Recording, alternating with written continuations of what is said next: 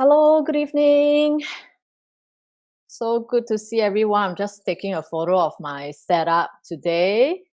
Welcome to the session 3 of Health Matters. I'm really so glad to have so many of you.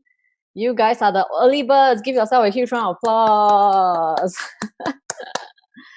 Well, it's Monday night, and just want to say hello to everyone.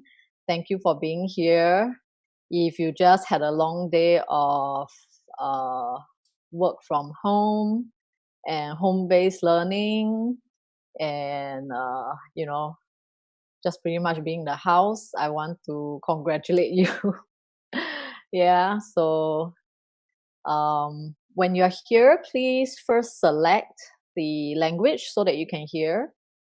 Right. Yeah. And then after that, just get comfortable and get ready to start. You can say hello to, oh, I see, is that Winnie AGM? And of course, today, want to appreciate those who are here helping out in the back end. We have hosting the Zoom is Jennifer Adrian from Singapore. And then, of course, we also have an interpreter. So if you are listening to Mandarin, 如果你是听中文的呢，我们有中文口译。So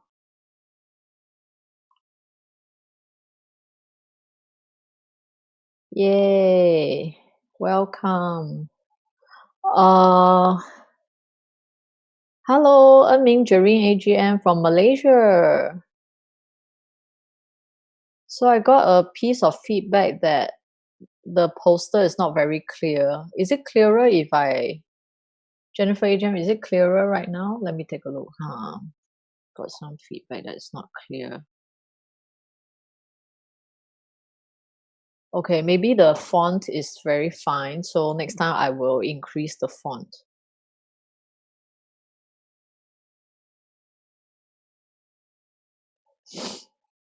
But it's a bit blur, but how about the other parts of the slide where the words are thicker? So just want to check it's not the whole slide that is blur. If the whole slide is blur, then I am a bit worried.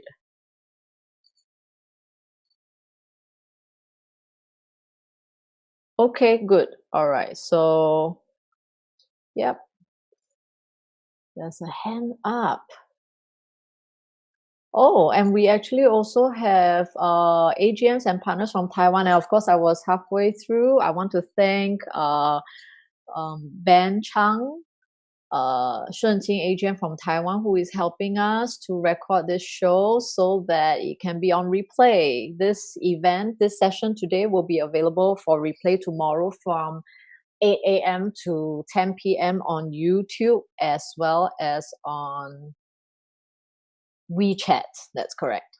And it will be, of course, available in both languages. So if you find that this talk is great and you want your friends and family to listen to it, also please, look out for the link. Check with your AGM or check with your introducer for the link that you can invite them tomorrow to listen to the replay. And actually, I'm really excited. I'm really, really excited because, I've done 2 sessions of the Health Matters. And the first 2 sessions, if you were here with us in the first 2 sessions, I actually talk about immunity. And I think that's the concern now, especially with the COVID-19 situation, right? And so naturally, where we end off, we talk about immunity and immune cells, right? So today is actually we're actually going to talk about cells, and I'm just so excited. If I were excited about it the last 2 sessions, right? This time I'm even more excited because there's so much that I learned just preparing from the talk for this talk today. There's so much more that I learned. I already knew what I wanted to share, but even as I went into find out more information to make the talk more relevant, I actually found that it was really informative. So I cannot wait to share all this with you. Okay, so Let me check. Okay, so I'm just going to check in with the AGMs in the back end. Does this change the size of what you see? Okay, just let me know. They will WhatsApp me. Or you can also put in the chat.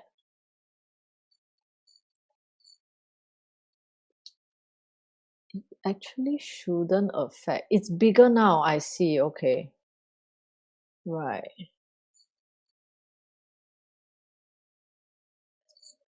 Winnie AGM is, oh, and it's clearer now. Change it back to smaller. Winnie AGM, so is it bigger?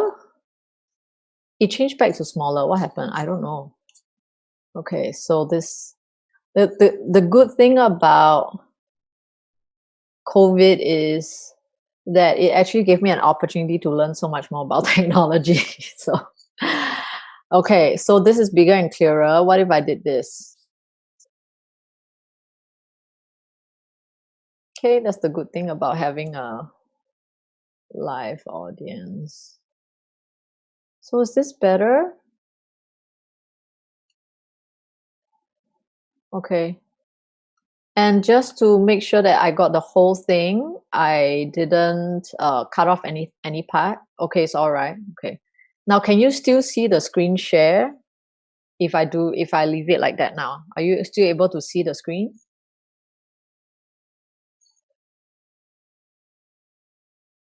Okay, yeah, screen is on. Okay, that's great. Okay, so that's good.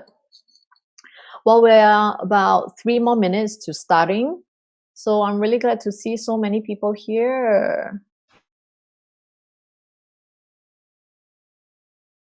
And I think I also see Salia AGM. Right.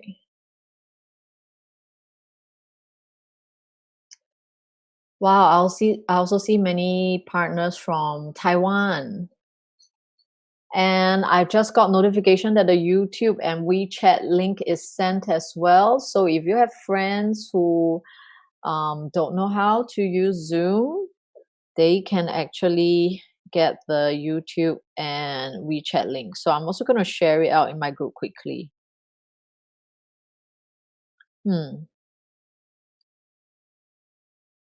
Hi, Thomas from Malaysia. Welcome. Let me quickly get the links to share with my group too. And we're just starting in 2 minutes. Wow. Okay, copy, paste, and then copy. Good evening, Shuping. Welcome. Okay, cut. And then I'm going to put it in the chat groups. And we're just 1 minute away from starting. Where's the Zoom chat?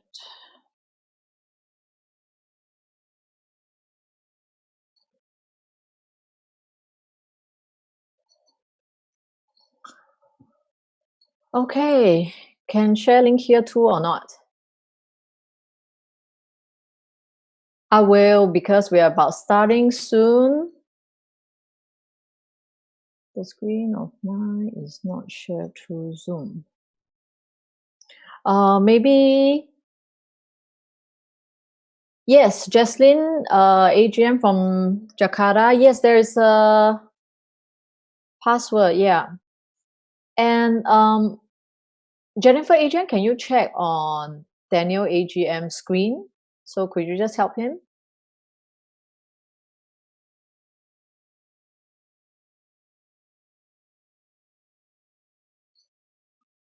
Okay, just let me. Right, and now we are on 8:30 sharp. And so I'm very, very glad. I want to officially begin. Good evening, everyone. Welcome to this seminar series, Health Matters, because health is important and it absolutely matters what you know about health. So this evening is actually the third session of this series, proudly brought to you by Chen San Mei Success Team of NAFL International. So for those of you who are absolutely new to us, NAFL is a Japanese company that began in 1973, and it's a leader in functional health clothing made from the high-tech engineered fiber neuron, which was invented in Japan until today only manufactured in Japan as well. And it's also my privilege to be a part of a very fantastic and dynamic Chen San Mei Success Team. We are a body of distributors who want to, share health and wealth through NAFL. It's founded in 1993. And our team name, Chen San Mei, is derived from the Chinese words for love, kindness, and beauty, which is our team spirit as well. So for me to be here is thanks to the company's technology and the team's training that I can be here speaking to you all about health and what I've learned on my journey. I really want to thank my family for their support, and also to Cindy Cao, NET, for introducing NAFL to my family. Okay, and since we are just starting, I just want to put my screen up. And I want to thank all of you who are tuning in this evening. You could be somewhere else, but you're here. And I know you want to learn how to take care of your health and your family. So for your commitment, I want to thank you in this hour class. I'm really excited to be sharing what I prepared today. And in the next hour or so, I will give you all the information that I know, that I find very relevant to taking care of our health. And for those of you who are still new to me, I hope you'll get to know me more through the future sessions as well. Just a little bit about my background. I have been user of NAFL for 10 years, and I've been sharing NAFL for the past 9 years and doing it as a business as well. Now, prior to that, I was a teacher for 14 years here in Singapore. I was a MOE trained teacher. I was with MOE for 10 years, and for 4 years after that, I did my own consulting. Now, the other part of my story is that I actually had health problems for 30 years. So that's a very long time. It's not critical illnesses, but chronic problems that made my life, that made me very miserable and gave me a very poor quality of life. So the Health Matters series, it's really talk about preventative health care.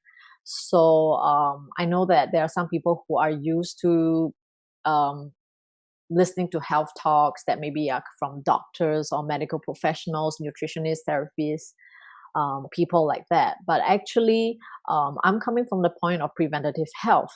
So if you think about it, when do you go to a clinic or to a hospital? It is when you're sick, right? So if you're not sick, you wouldn't go to the hospital or go to the clinic to see a doctor. In fact, a doctor might ask you, why are you here, right? So really, by the time we see a doctor or we go to the hospital, we are already unwell. So preventative health, it's really talking about how we can care for our health before we get there, before we get sick. Okay, so and I love to share my experience with you from what I learned through myself, as well as helping other people through NAFL in the last 10 years as well. So it's just a bit of background. Let's get in on our information today. So today's session is actually entitled Cells at Work, How to Keep Cells Healthy So You Get a Healthy Body. Now, in the last two sessions, we were talking about immunity, and of course during this time of the COVID-19 situation, I think immunity is such a relevant point. And I actually took 2 sessions to talk a bit about different aspects of immunity. And of course, when we're talking about immunity, we talk about how they were absolutely essential in taking care of internal and external threats to our body. And in talking about immunity, right, we also talk about how immunity is made out of cells and the organs that produce them. So what we're going to do today is to zoom out a bit and look at cells in general. Now, cells are the basic building blocks of living organisms. They may be small and they're really, really tiny, right? But they are very, very complex. In fact, there are still many things that scientists are learning about human cells. So today I shall attempt to explain that complexity in easy to understand ways so that we can better appreciate cells and thereby our body. Okay, so let's begin. I'm going to share screen. and let me get that going. So many things. If you just join us, welcome. And I'm going to share my screen. Here we go. Share. Right. Thank you. Okay. Let's see. How do I get the stuff? Okay. It's interesting, but some of my other stuff have disappeared. Okay. So just a note to the host. If you need to tell me anything, I actually can't see the chat right now, so I shan't look at the chat. So WhatsApp me if there's any information that you need to tell me. Right. So anyway, let's begin. So to start off, let me ask everybody a question. Right. What do you think when you think about what makes up you? What makes you alive, what makes you able to move and do things, right? So when you think about you, you know, you look in the mirror every day, you look at your face or you look at your whole body, what do you see, right? So we see our outside, but actually, right, we are alive because of the organ systems that work together to keep us alive. So how healthy we are is dependent on how well these organ systems are and how well they function together. So as a recap, right, as an example, in the last session, in session 2, I showed how the immune system is made out of many different organs located at different parts of the body. So, uh, so this is an example of organ systems, and organ systems are made of different organs. So obviously in our body, we have many different organ systems as well. Now, when we think about organ systems, what are organ systems made up of? They are made up of individual organs, and individual organs are made up of tissues. And tissues, in turn, are formed by cells that have the same function coming together. So individual cells come together to make tissues, which make up organs that work together in an organ system, and the various systems work together to keep us alive. Okay, so that's really what's going on inside us, but we probably don't think about it because, you know, we don't actually have an x-ray mirror that actually lets us look at ourselves inside. All we see are on the surface, and we don't have like a zipper where we can unzip ourselves and see what's inside us. So in other words, what I'm saying is we are ourselves.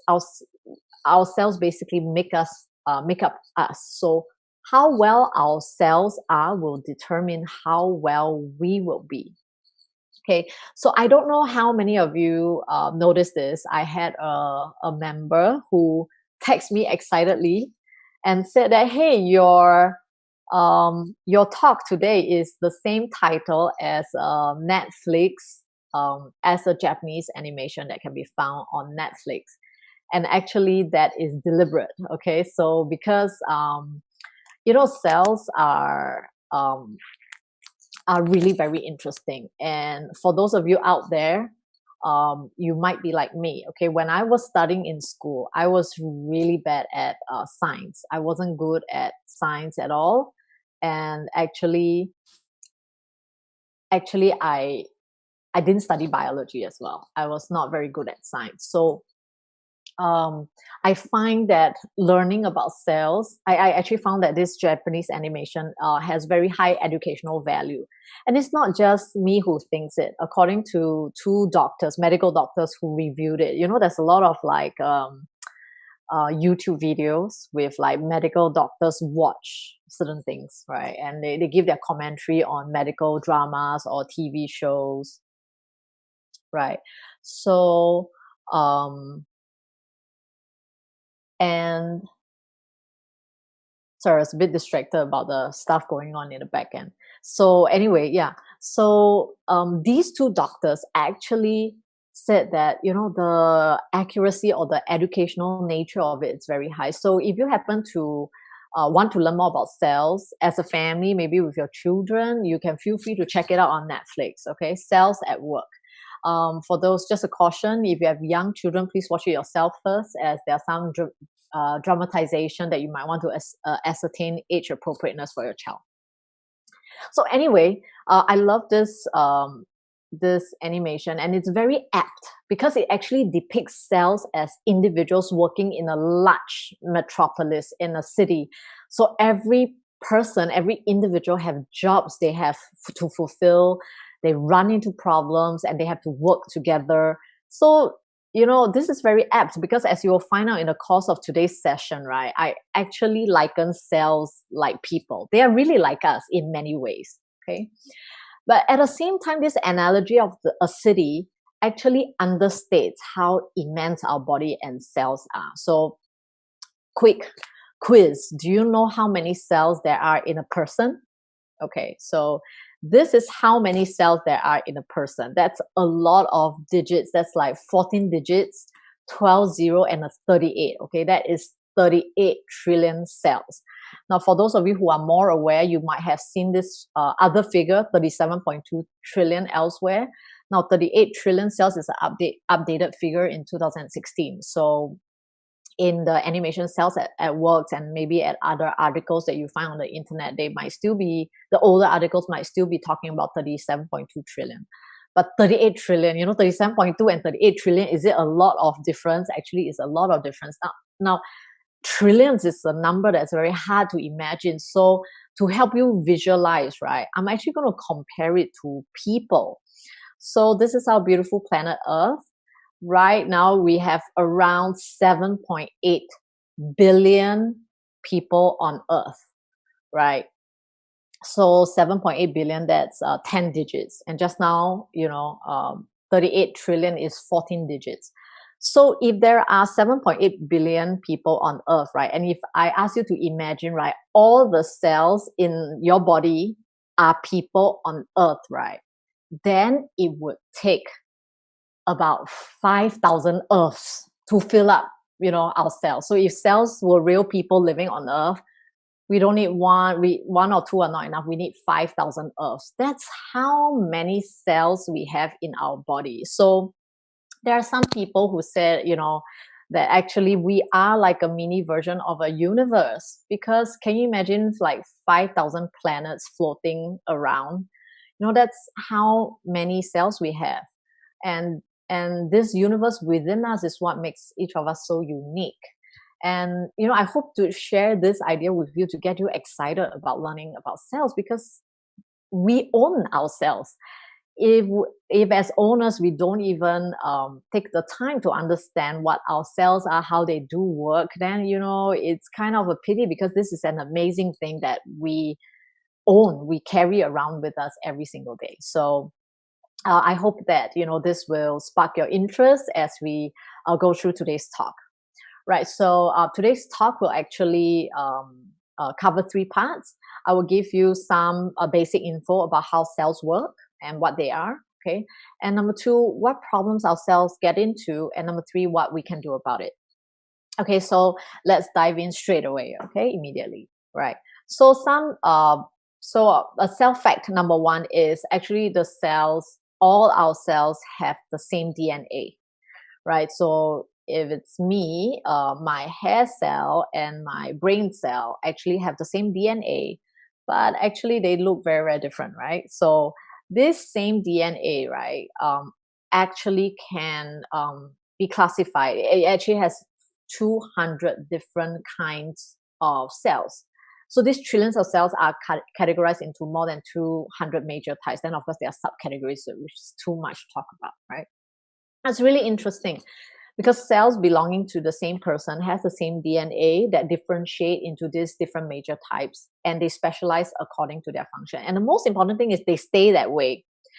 They don't change. That's why we don't suddenly grow teeth in our eye or nails in our scalp. So our scalp will always be like growing out hair, and our eyes will have eye cells that have eyeballs. So we don't have other parts of our body growing in the wrong places. So this in and of itself, it's really amazing. So these are some examples of cells that we have. Each cell is generally customized to do its unique job in its body, like and they have shapes too. They have shapes that help them to do their job. So red blood cells are shaped like donuts, so they can float easily through the bloodstream. And nerve cells have long, invisibly thin fibers that carry electrical impulses like wires, because they have to transmit these messages, right? Some of these fibers can extend really long, from your spinal cord to the toes. So depending on how tall you are, imagine how long some of these fibers have to be, right? As an example here. And the largest cell in the body is actually the egg cell, right? So and there are many different types. So and interestingly, in order to do their jobs, every part of it is important. And any damage they sustain, even or abnormal changes in chemistry, can change its shape. So even if its shape changes, it already impairs them from doing their job. Okay, so every cell is doing like thousands of jobs. Some tasks are so essential to life that they are carried out by almost all the cells. Other jobs are done by specific cells. For example, skin cells cover us up, and bone cells actually hold our body up instead of us lying down like a puddle of tissues on the ground. So liver cells purge toxic chemicals in our body, and brain cells enable us to learn and remember. So all this differentiation gives them specializations to do certain jobs. And then, so cells don't only do jobs, they also have to make products that our body needs. So, we perspire, we need saliva to help us eat and lubricate our mouth and our throat. We produce enzymes to break down the food that we eat, and hormones drive our body, and then our immune cells have to give out antibodies. There's so many things that our cells need to do. Okay, so when we talk about cells, and I just talk about DNA, right? Here's a common question that people will have, which is like, so genetics determine our health, doesn't it? So, some people say that, oh, I have very good genes in my family. My grandparents lived to a very old age, and my parents also. So I have very good genes. And some people may say that, I have very bad genes. There are many people in my family with cancer. So, for example, like Angelina Jolie, she is a very famous actress, and she has her mother has a breast cancer cell gene. So she also decided to take very drastic measures to prevent herself from getting cancer by removing the organ completely. So there are people who say that, oh, things are predetermined, so there's no need to put so much effort to understanding or maintaining our health, right? So actually, it's not that straightforward. So there are, of course, genetics. People know about genetics as a factor that influence health. But actually, right, genetics as innate cause only influence around 20% of our health. The overwhelming 80% is actually influenced by epigenetic factors, right? So essentially, they're called acquired factors. And very quickly, the word epi just means add on or in addition to. So genetics does influence our body, but in addition to genetics, there are other things, right? So epigenetics is actually the study of changes in gene expression that occur due to other reasons that are not the alterations in genetic sequencing. Okay, and actually the study of genetics, epigenetics, they want to explore mechanisms that affect the activity of genes. So for example, some of these epigenetic causes, they are actually environmental causes. I'll talk about them a bit more later on, but basically our internal environment and external environment can influence our genes, and a lot of studies have been done. So for example, identical twins have the same DNA, but they have vastly different disease. Like two twins can have different outcomes in their health. So at birth, they are the same, but over time, right, over years and decades, right, the epigenetic patterns of even identical twins become different. So since identical twins have the same DNA, the differences are thought to be a result of a combination of environmental influence that an individual experiences over a lifetime. So for those of you who feel that, like, my DNA is fixed, maybe I got lucky, or I got unlucky, don't conclude so soon yet. if you feel that you had the luck of the draw, you have good DNA, then we ought to take care of it. But even if you maybe feel like you didn't have very good genes, but don't worry, okay? Your DNA is not your destiny. Okay, so our choices that we make can actually change our health. All right, so I hope you got an interesting fact out of that first one. Now, the second cell fact that I want to share with you is that cells have many parts that form a complex structure. Now, unless you're a biology student, or you study biology before, nobody really has a microscope that looks at cells, right?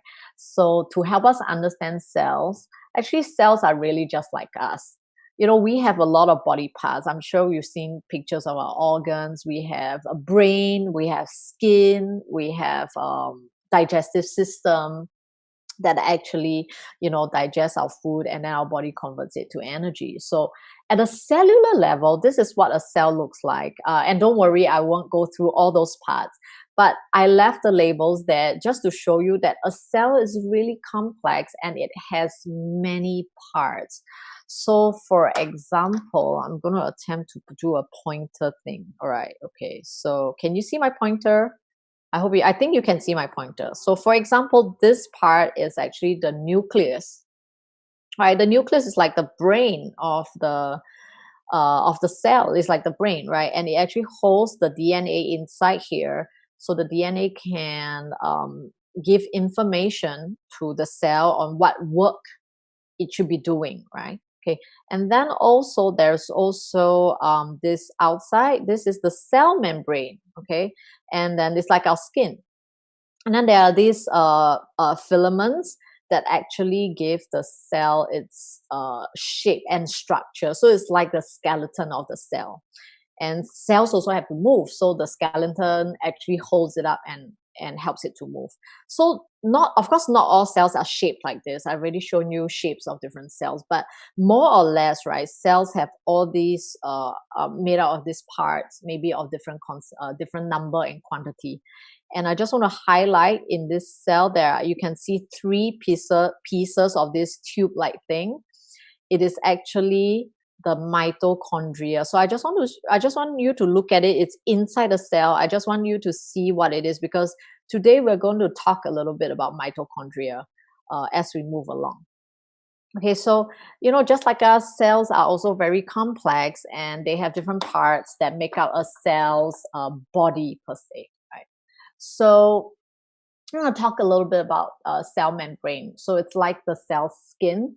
It's actually a permeable plasma. So things can flow in and out. Okay, it lets things in and out. So there are molecules needed for the cell's energy. It goes in like nutrients, oxygen, water. So all these have to go in, and then as the cell metabolizes, the waste goes out. It also receives signals from other parts of the body, and then it produces what it's asked to produce, and then it exits the cell membrane as well. So you think of a cell membrane like a door. So the door through which cell gets food and nutrients, and then the door, the waste goes out through the door and things like that. Right. Okay. So and it also regulates when, what substances, and how much goes in and out. All right. The third cell fact is that cells work to live and fulfill their functions. Isn't that what we do as well? We have to work. As long as we are alive, if we don't do meaningful work, it's actually very boring. And we actually have a purpose in life, don't you?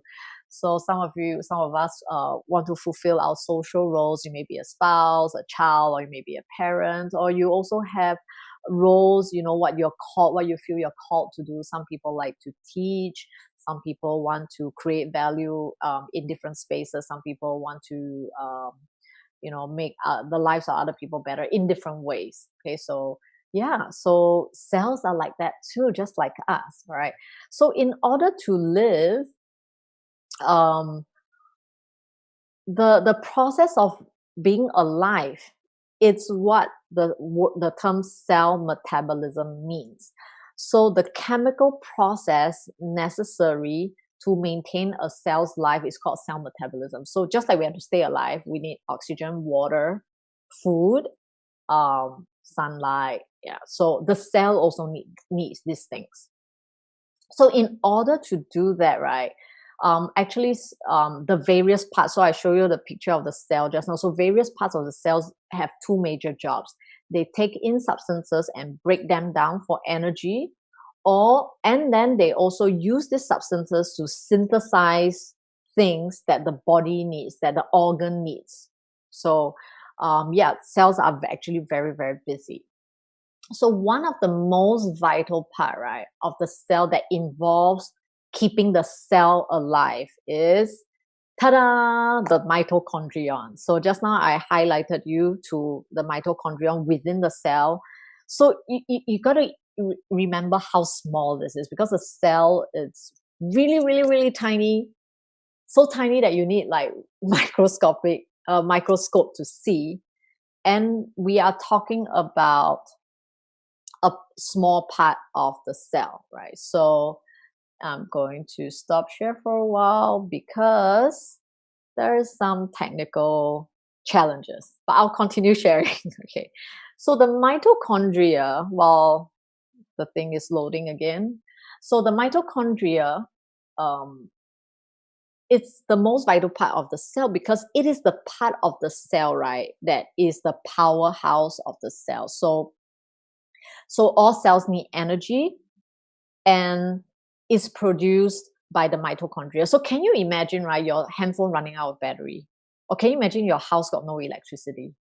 So yeah, a lot of things cannot work. So hang on, I think I can share screen now.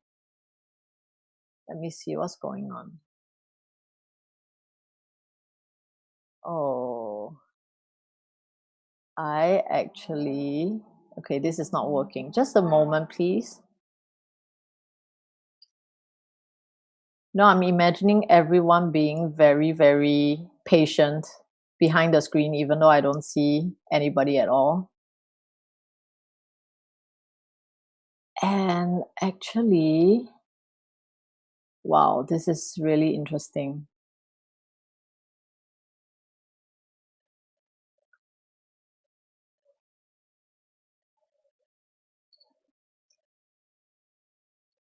Okay, yes, there's some dead air because I'm not saying anything because I'm really focused on getting the slide back up. So I'm just wondering, what screen are you all seeing now? Are you seeing me or some version of the screen share that is not working? Ah, okay, thank you. Thanks for the information. Thank you, Jennifer Adrian.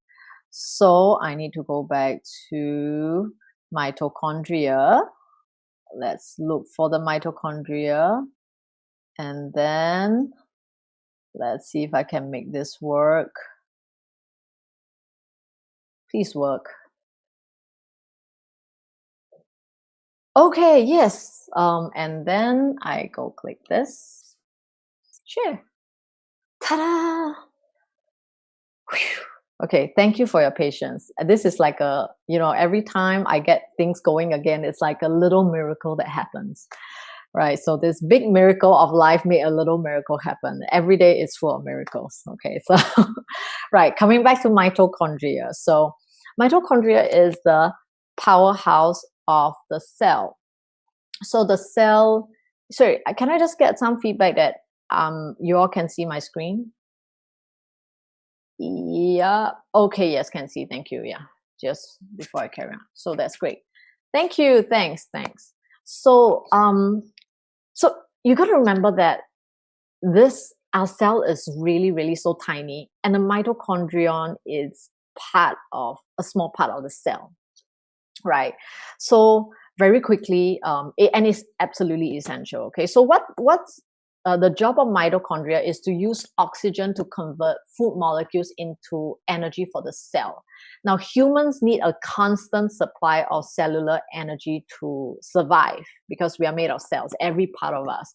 So our lungs, lung cells, our heart is made of heart cells, our brain is made of brain cells. So essentially, we need minimally these organs to function. Our blood is made of blood cells. So we need our blood to move to be alive. So that is why people die within a few minutes if deprived of oxygen, because oxygen is needed by mitochondria to generate this energy. So no oxygen, no cellular energy means death, not just for the cell, but for us, because we are just made of the cells. Now, not only does mitochondrion have a very special role as being the cell's powerhouse, don't worry, you don't have to remember any of this, but I just want to show you that it's what it looks like. It's really interesting. So just now I show you the structure of the cell, right? And I said the nucleus is like the brain, right? The nucleus is the one controlling the cell, and the nucleus holds the DNA, right, of us. The rest of the cells are like a part of the cell, just like how our body has parts.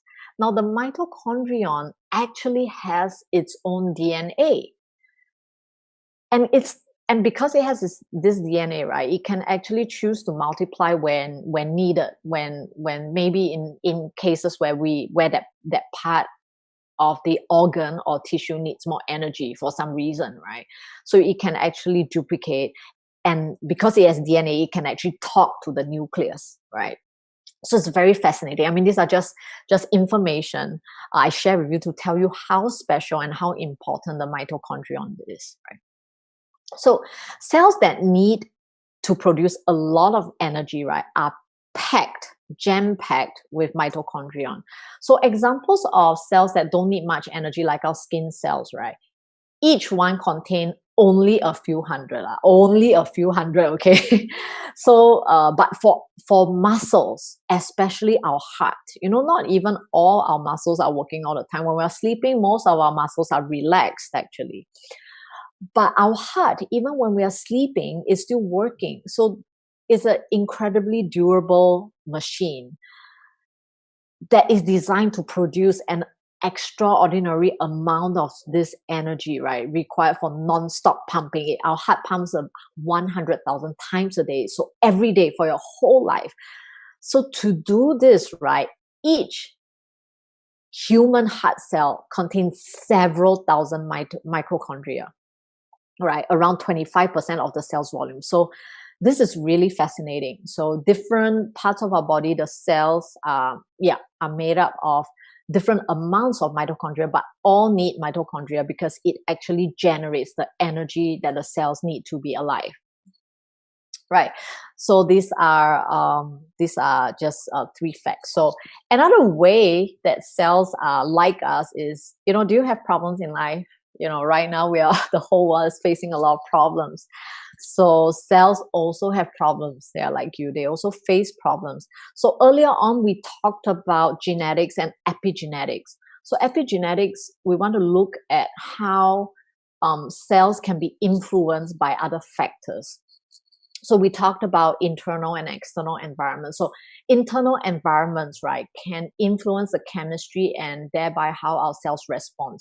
So everything that the choices we make in terms of our dietary or lifestyle habits can be what we eat, when we eat, and when we don't eat, when and how much we sleep, how we manage stress, do we drink, smoke, and how much, or how we breathe, how much and what kind of exercise you do. So all these choices, right, create the internal environment for the biochemical processes that our body engages in. So our body is like a huge chemical factory. In order for things to work, right, there's a lot of chemical processes and changes that are going on.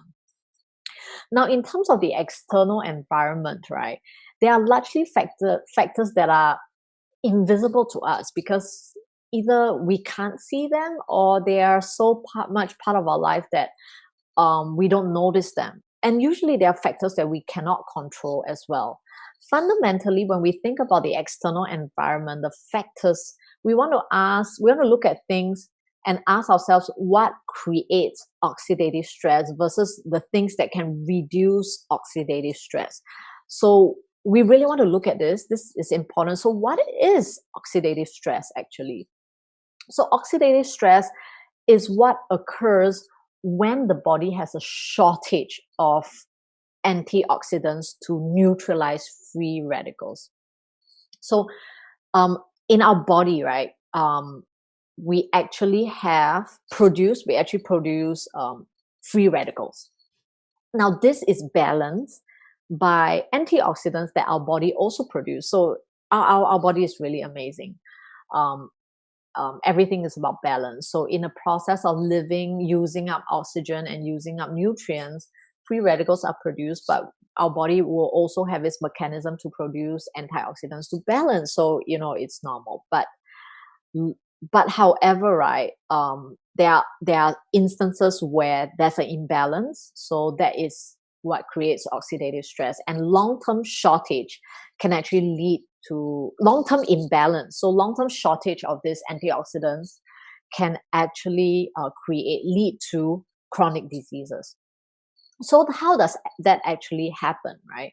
So the problem is not that we have free radicals. It's actually a natural part. The problem is when there is no balance, right? And when the imbalance goes for long term.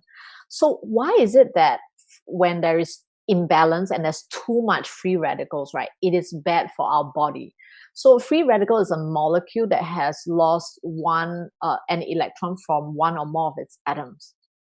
Now, electrons are part of an atom or molecule, right, that can move around, right? And they can move in and out of atoms and molecules. And electrons are much more stable when they are in pairs. So what makes a free radical called like a free radical is because it actually lost an electron, and so it didn't get paired up. And because of this need to get paired up, it will actually steal electron from any nearby source. So when one free radical steals an electron from another one, so this molecule that got stolen from becomes unstable. It actually becomes a free radical now, and then it goes on to steal the next one, and so on and so forth. So this chemical chain reaction is actually called oxidation. So rusting, or if you when metal rusts, you notice that initially it rusts a little bit, but as it rusts more and more, it actually rusts pretty quickly, right? And apples turning brown, these are examples of oxidation, right? So let's take a look further.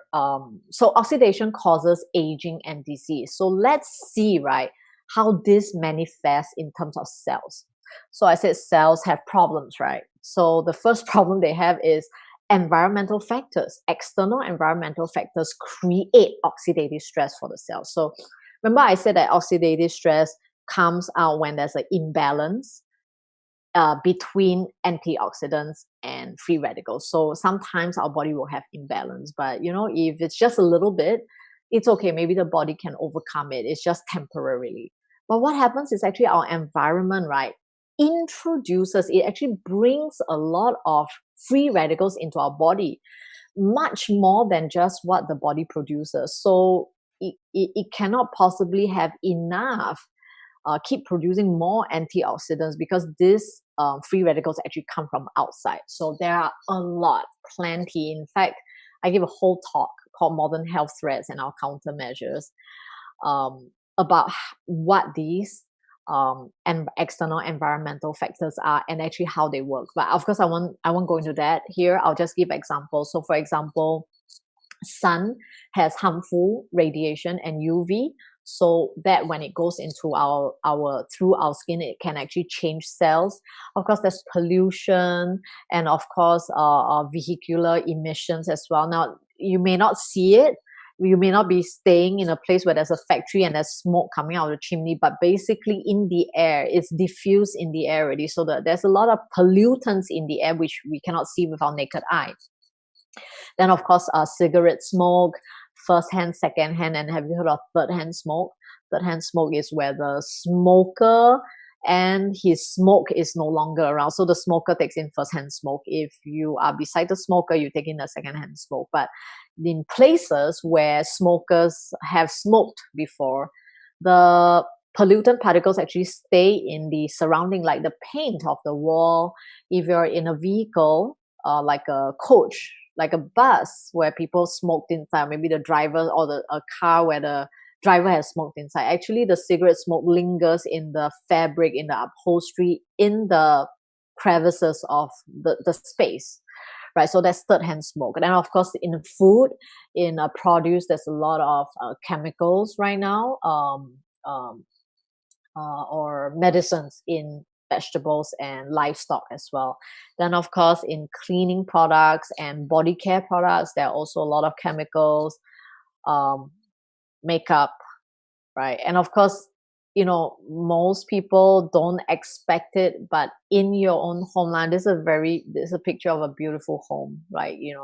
But it is full of volatile organic compounds that exist in the furniture, in the upholstery, in the materials being used to renovate the interior of this place, and basically any man-made artificial space. There is a lot of these toxic compounds that just diffuse into the air, and we breathe it in, and then they enter through our skin as well. And of course, we have the usage of electricity. They also introduce free radicals to our body. And of course, electromagnetic frequencies, they can also interfere with cellular function as well. So all these things, I've shown you a lot, and I didn't even elaborate a lot. So all these can easily tip the balance between antioxidant and free radicals in our body. And a lot of times, guess what? Who do you think wins? Will we have a lot of antioxidant or a lot of free radicals, right? Definitely a lot of free radicals. So today the cell is getting problems in the sense that there is too much free radical happening, and oxidation is happening left, right, center to all sorts of cells. So what exactly happens to the cells when it comes into contact with, when free radical comes in contact with it?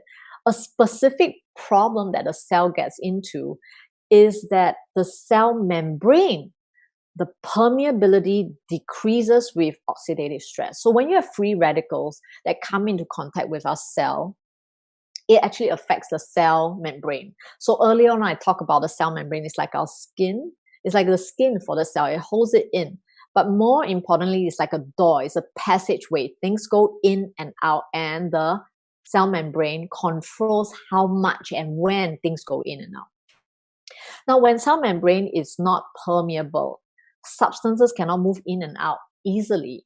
So can you imagine, right, if you are your cell, right? Imagine you're locked up in a room. Actually, I'm sure it's easy for us to imagine now because we have movement control. In Singapore, we have circuit breakers. So, but at least we can get food, we can get delivery and stuff. But imagine, right, you are locked up in your house and the delivery man came with food, but you lost your key. You can't unlock the door. So the food is just left outside and it got rotten.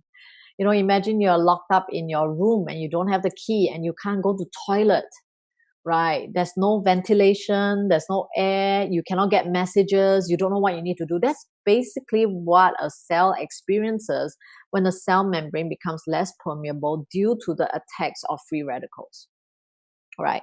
And the third problem that cells go through actually concerns the mitochondria, right?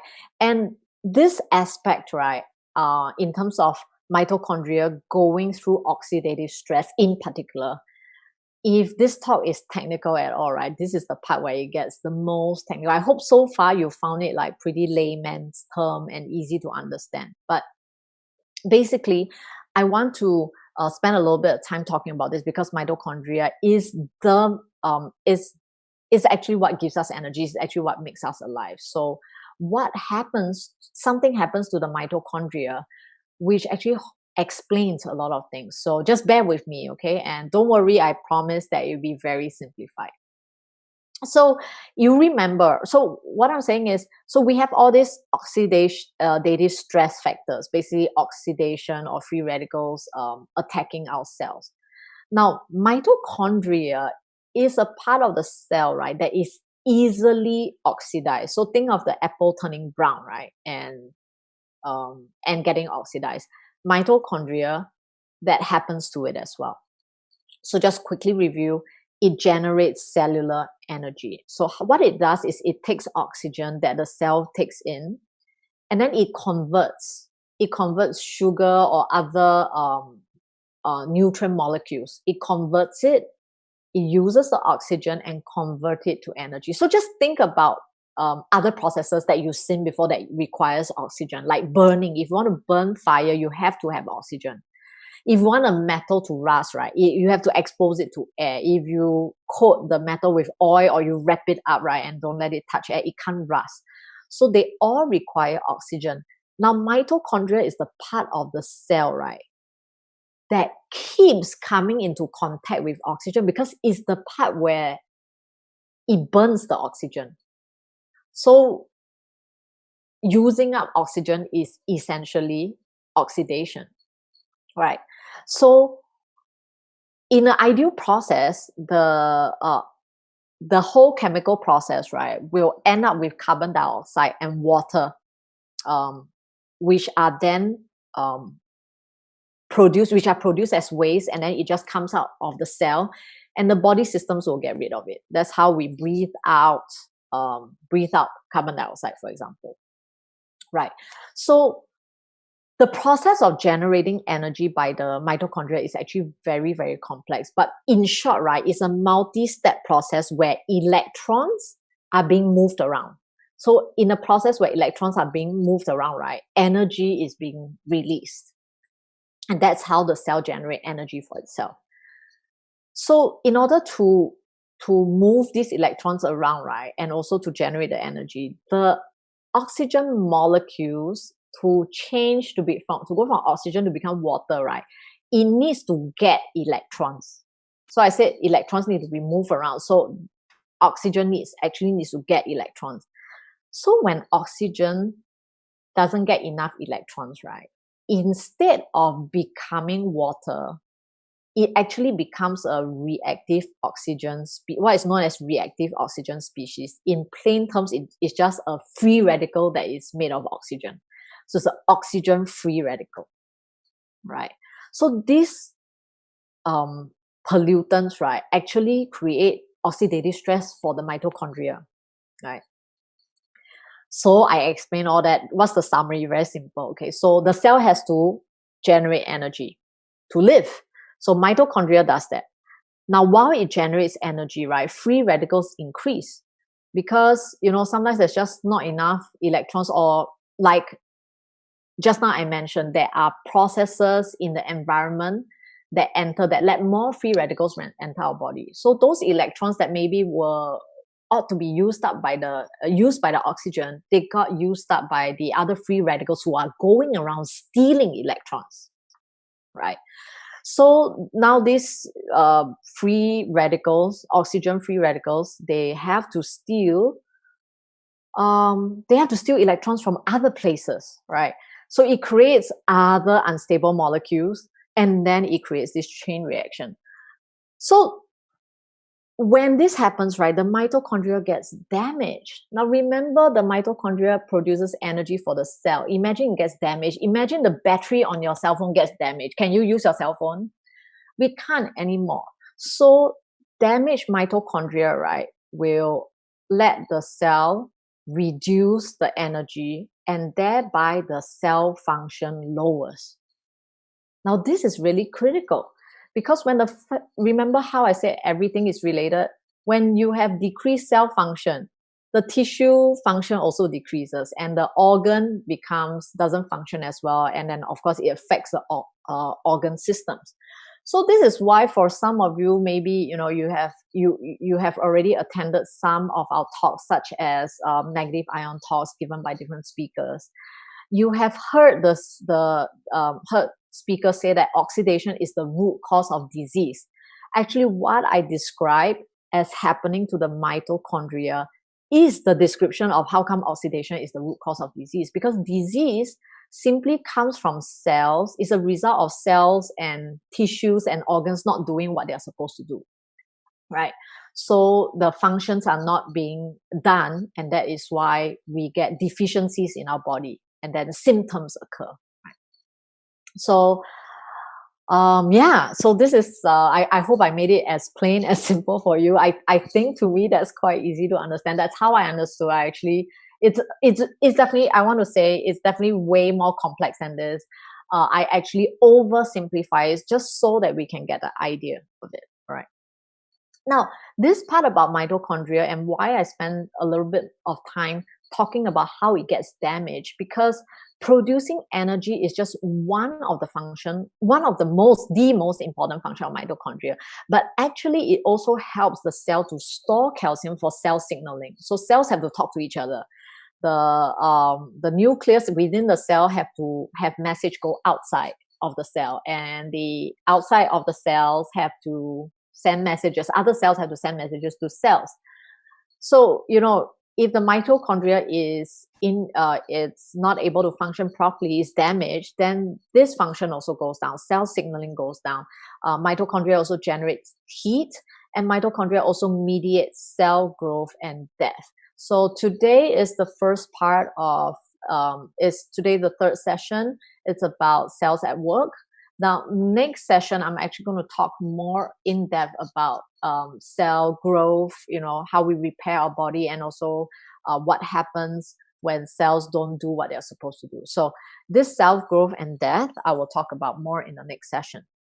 Now, so can you imagine, like I gave the example earlier about how important mitochondria is? Like in a single cell, we can have thousands, like in a heart cell, we can have thousands of mitochondria, and they all have to keep producing energy. So they keep being involved in oxidative processes. So can you imagine if our body is in constant imbalance between antioxidant and free radicals? Now, so why is all this important? Because this actually highlights, and I hope you start to understand why negative ions are so critical for health. When we have free radicals, they have this chain reaction of stealing electrons, right? So just imagine this stealing thing in real life. So let's say somebody is really, really hungry. Maybe the person hasn't eaten for days, and then he's just stumbled up outside a bakery, and then he sees people buying bread. And he's so hungry, but he doesn't have money to buy bread. So the next person who come out of the bakery with bread, he decides to steal the bread. And then the person whose bread got stolen got angry, and he steals the next person's bread and the next person's bread. So this chain reaction is actually like the free radical. That's what is happening. Everybody is stealing from each other. Now, negative ions, right? When we have a lot of it, it actually stops, not just stops, but it also reverses the process. So negative ions is like the bakery owner say, everybody stop stealing now, because I'm going to give you free bread. Okay, everybody can get bread for free. You don't have to steal from each other, and you will get enough bread, right? So when you supply human cells with electrons that is needed, negative ions can not only suppress oxidation, it can actually reverse the damage caused by oxidation and prevent more free radicals from harming our body. So this is actually where I feel that why I say I'm really happy that I'm doing this series, because a lot of times when I do health talks, we talk about the functions of negative ions, but we don't actually have time to go deep into the details, the processes of actually how damage happens in our body and why negative ions role is so important. So I hope today you have a better idea. And for those of you who are new to us, you might be saying that, yeah, what about earlier on when you talked about the internal environment, the habits of our choices that we make, whether it's our dietary choices or our lifestyle choices? Definitely, there are many ways to improve health. You can eat good food. You need to manage your stress. You need to take care of your gut and reduce toxicity in our body. Many of these ways. But the reason why, and they're all good.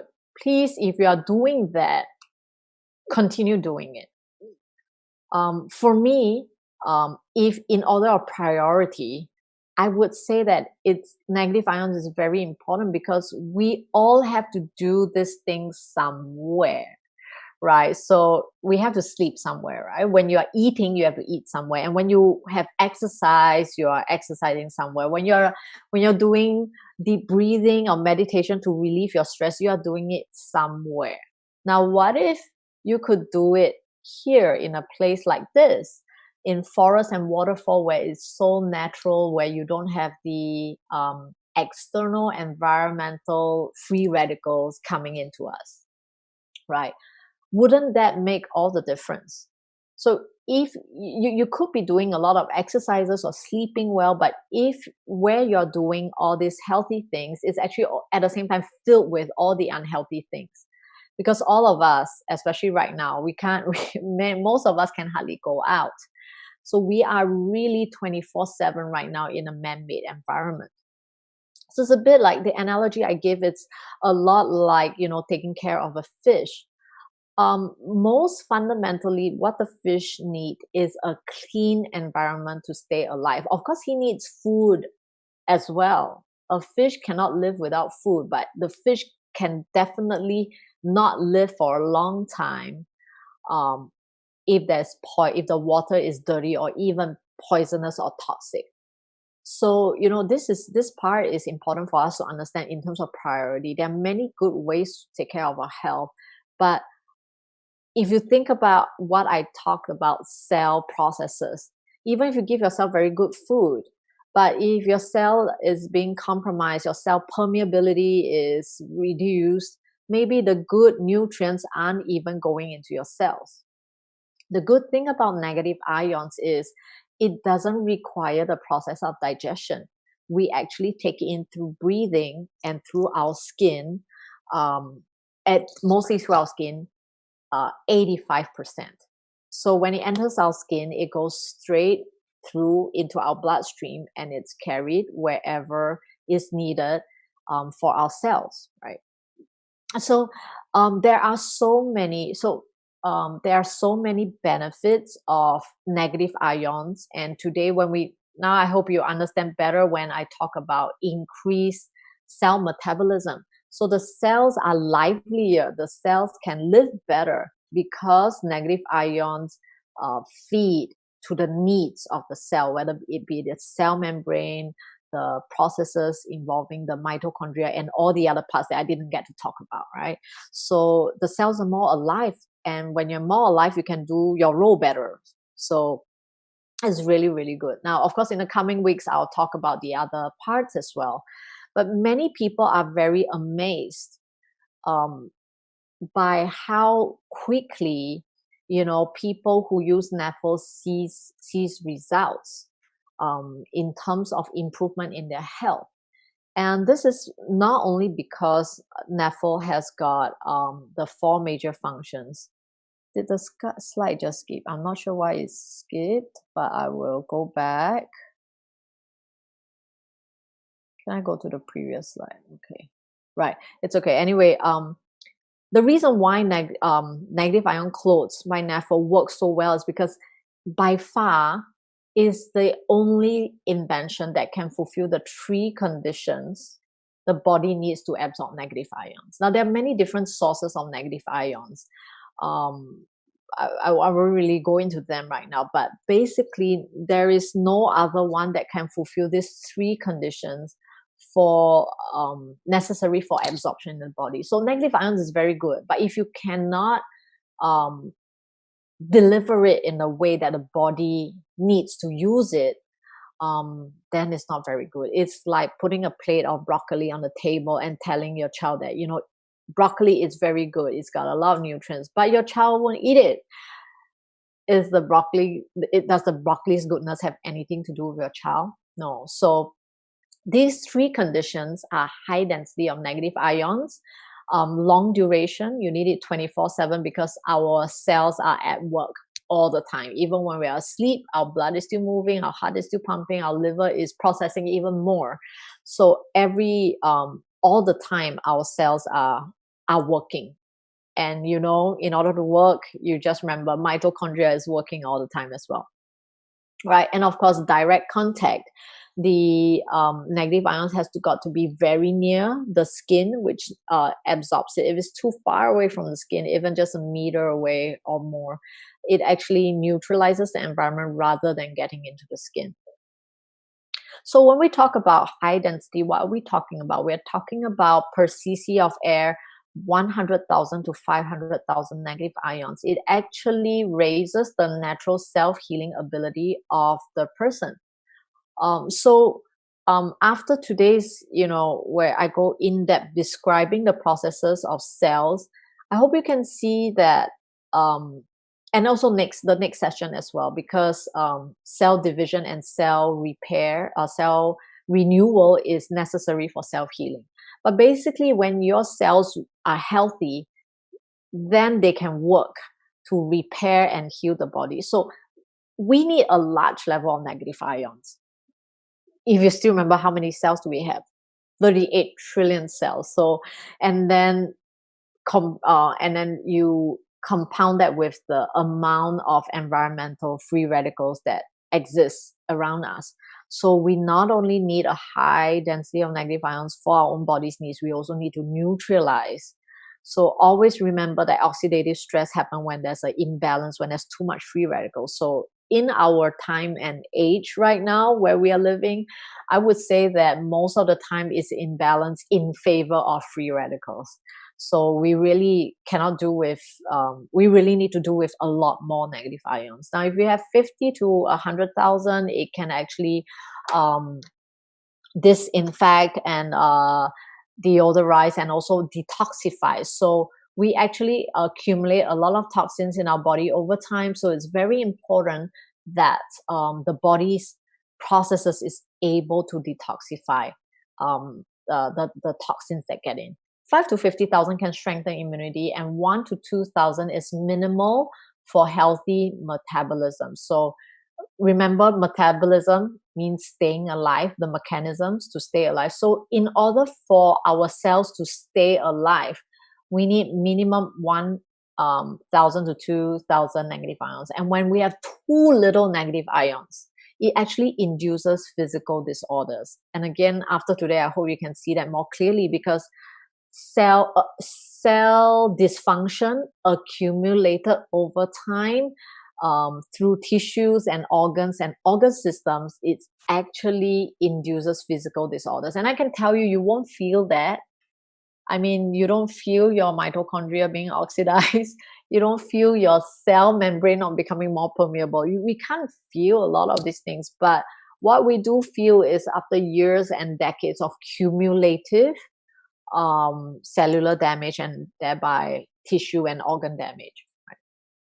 So we want to ask ourselves, right, where can we find negative ions, right? That's important. So where we can find negative ions, the most is actually natural waterfalls and forests. We have 50,000 ions per cc of air, and then mountain and seaside, basically natural places. Now, everything after this that I've written in red basically has less than 1,000. Even suburbs of fields, city parks, or street side trees. And I want to highlight, right, rooms in city and rooms with aircon, which all of us, I believe all of us here are right now. Fundamentally, they have so little negative ions that it corresponds with inducing physical disorders. So just think about where we spend our time. Most of us are at home right now because of the COVID situation. So, but even in normal days, where do we spend our time? We start our day in our home, and then maybe we go on a public transport. Again, we go on our transport. If you drive, you're in your car. If you're in a public transport, you're in a vehicle. So that's man-made confined space again. Then you go to your office, which is again artificial space. And then you go for lunch, which may be at the nearby mall or in a restaurant, more artificial space. So even if you were to go to exercise, you are still in a city that is mostly man-made, it's built up. So even city parks, they have less than 1,000. So most of the time, we are actually in places that induce physical disorders. And that is why, right, negative ions work so well. Negative ion clothing works so well because negative ion clothing, it follows us everywhere. Today, if you use a machine doesn't follow you everywhere. You need plug-in, you need electricity supply, and we all know that that's not something we can have all the time. So, and this is the reason why negative ion clothing has brought so much benefits to a lot of people. So, for example, for myself, I used to have so for I just want to share a little bit about like my experience of how negative ions helped me.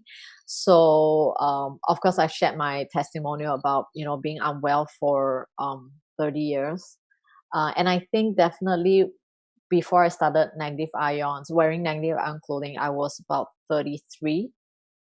And I would say that having been unwell since young, definitely my body is not as strong. I had immune problems, and then I had low blood pressure. I had a lot of autonomic nervous systems problems as well. So fast forward, right, after using negative ions for clothing for about 9 years, I'm in my late 30s. So I was 39 when my husband and I decided to have a child, right? So we got married in our mid 30s, and then we waited a few years because we want to have time before we start a family. So I was already in my late 30s, and most of the time, if you look at the statistics now, most of the time people in their late 30s take much longer to conceive. But my husband and I, we naturally conceived within 6 months. So that's the expected time frame for healthy couples. And to be honest, I have to say that my health at that time was better than when I was 32 or 31 before I started wearing negative ion clothing. And not only that, during the whole time of my pregnancy, I was very healthy. I could still do a lot of things as per normal. I did not have any of the pregnancy symptoms and things like that. And I also have a natural birth, unmedicated. I had a planned home birth, which in Singapore is very, very rare and you have to plan for. So in order to do that, I actually had to, there's only one doctor, one gynecologist in Singapore who would facilitate a home birth. And I had to be approved by him to be healthy enough, because a home birth, there's no room for complications. So I had to go through his checklist of tests to say that, okay, you and the baby are both healthy enough to have a home birth.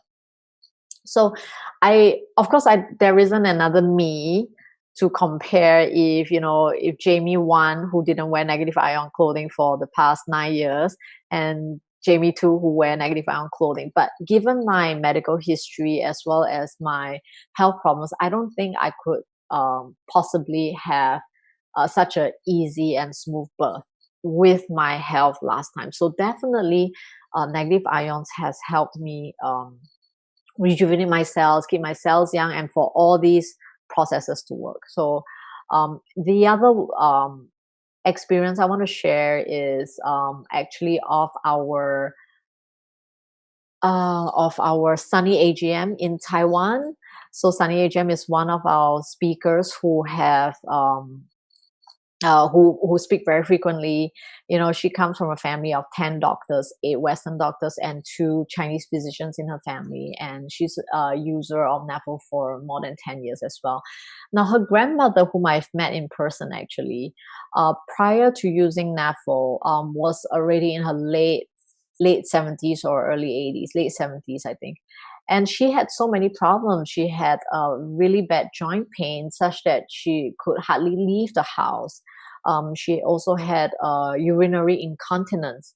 So she was actually she had to rely on adult diapers for decades as well. And also she also had a lump on her kidney that was scanned, but because of her age, surgery is not recommended. So it just Sunny AGM said her grandma began using that for age 87. Oh, yeah. Okay. 87. Think about it. So most people would think that, oh, old people, they just become old and nothing can be done. But cell rejuvenation is different, right? Actually, with negative ions, cell rejuvenation can happen. So, for example, um, Sunny Adrian's grandmother didn't need to, she actually regained her continence, right? She was able to control her urine. And then she was able to walk and climb stairs and go to the park and sing in a choir. In fact, one year she had, on a certain day, I remember, I think, if I got the story right, she had three of weddings of her relatives to attend, and she actually was very so well that she can travel to different locations and attend all the weddings where in the past she just wouldn't go out. So Sunny AGM's family is are all so grateful that Nafo helped her grandmother regain her freedom, right? So these are really, really good. So I just want to quickly run through. We really have a lot of examples of how NAFL has helped a lot of people, just that I don't have time to go through them right now. So please speak with your AGM or your introducers for more testimonials if you're interested.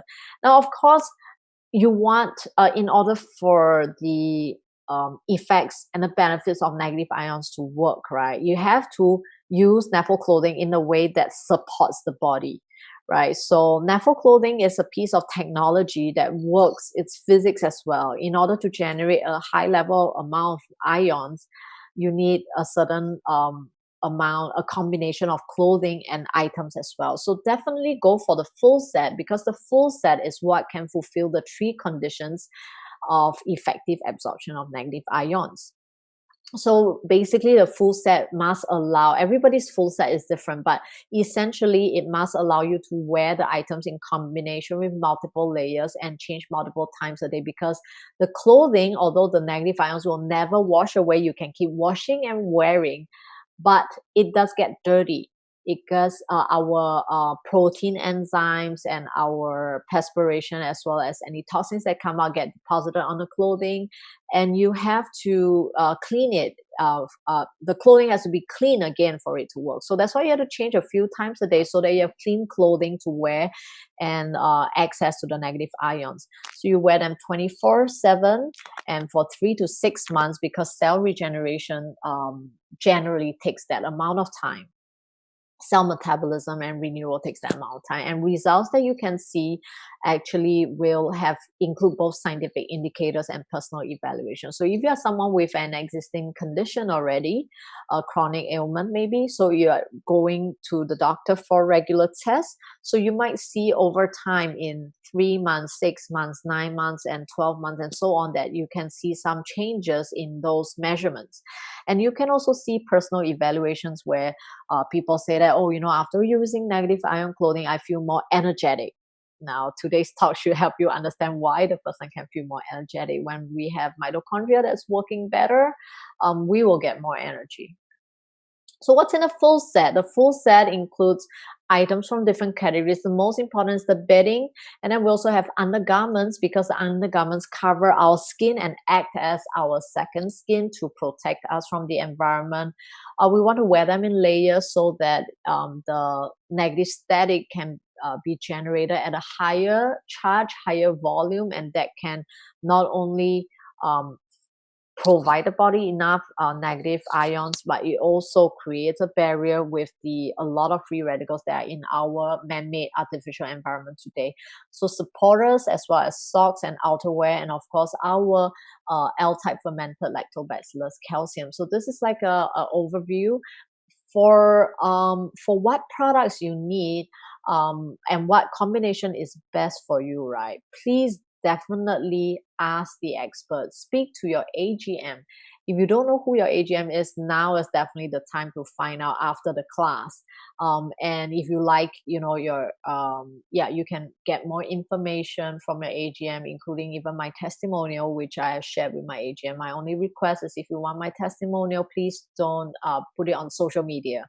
Okay for you to share it personally with your friends, just not on any of the social media. right? So speak with your AGM, because your AGM has a lot of experience helping different people with different health conditions. And also, in order to cater to your age and lifestyle, um, definitely get a set that is customized for your need and will produce the results for you. Now, of course, in terms of healthcare, it's always long term, and we want to put the money where it can serve us the longest time in the best way. So, starting to use NAFL full set quickly, you will actually save more. So, just think about it. We have to wear clothing all the time anyway. When we are not wearing NAFL's negative ion clothing, you're wearing ordinary clothing. And actually, you may not be aware, but ordinary clothing, they tend to create a positive static around our body.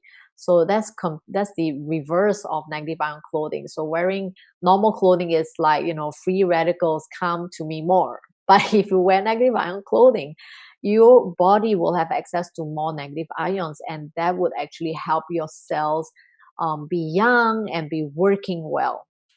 So the sooner you use, the sooner you can intervene on your health, and that clothing set can serve you for a long time. Like I started wearing NAFL in 2011, that's 10 years ago, and until now my very first bedding, my very first set of clothings and undergarments and socks, they're still around today, and they still have negative ions, and it can still serve me very well. So of course, to save money, the best way, of course, is to, if you're not a member yet, please apply for our NAFL membership, because you can actually get a lifetime 20% discount with just a one-time fee of $70. So membership is lifetime. You only need to pay one fee one time, and you will always have this 20% discount without any initial purchase required. So as you use more, you actually can qualify for more discounts, and there's no need to maintain, there's no monthly or regular purchase in order for you to keep having those discounts. And that is a really, really good thing for long-term users and for people who want to make the most of your investment. And of course, this NAFL privilege is actually also comes with distributorship at your choice. You can choose to make NAFL a career or not, but anytime you share, all members actually have distributor benefits as well. So it's really very, very flexible. And if you're interested in distributing, there are more benefits for you, such as global linkage and AGM being able to pass your entire organization to children, as well as more bonus for NAFL executive top leaders. So there's also a promotion going on right now, and definitely, because if you think about it, let's not wait to take care of our health. Every day our cells are being bombarded with oxidative stress and free radicals. So take care of your health today. Don't wait. There are trillions of cells in our body which is needing this care given by negative ion clothing. And just to end off, right, I want to quote a leading anti-aging expert. He's actually a Harvard Medical University professor, and he's a PhD in genetics. And he's studying how we can stay young. And he says that actually aging is not a necessary outcome. Think about what he's saying. He's saying that aging is not a necessary outcome, even though it happens a lot. Something that is common doesn't have to be normal. So we see around us more and more people, once they become even sometimes not even very old yet, they start to fall into disease. They start to maybe be wheelchair bound or relying on a lot of medication. But he says aging is actually should be seen as a disease. And in his book, he says that we don't actually have to age. The approach of treating disease by disease, for example, if somebody has arthritis, then they treat arthritis. If somebody has got heart disease, they treat heart disease. He says treating one disease at a time has little impact on lifespan. So statistically, our chance of developing a lethal disease increases by 1,000-fold between the age of 20 and 70. So think about it. How old are you right now? Are you 20? Are you closer to 20? Or are you closer to 70? If you are like if I'm not wrong, 50, you're somewhere in the middle, right? If you're like 45, you're somewhere in the middle. So you when are we going to start taking care of our health? Are we only aging 10 years later, or do we only age after 50 or 60? Actually, aging happens right now. So he is saying that we should not just look at preventing disease. We need to look at how to keep ourselves young, how to get ourselves to keep working so that we don't have to age. That's a very, very interesting point of view. And I think that NAFL is actually serving this purpose right now. And lastly, he doesn't, even though he talks about lifespan, his book is called Lifespan, he wants us to think about the word health span. You know, people are living longer and longer, but a lot of people, the last part of their life is spent being in disease and sickness. So it's no longer about how long we want to live, but how long we want to live healthily. So with this, I hope that you will take action on the and really care for your health today, especially in a time where the world needs more health. Negative ion clothing is really a simple, effective, cost-effective, and a really a way that targets the root cause of where we need help. So with this, I end my talk for today. I look forward to you joining us at the next session where I'll talk more about cells. And please, please, please make full use of the promotion right now to order products for your family. And I wish everyone good health and great wealth. Thank you. Good night.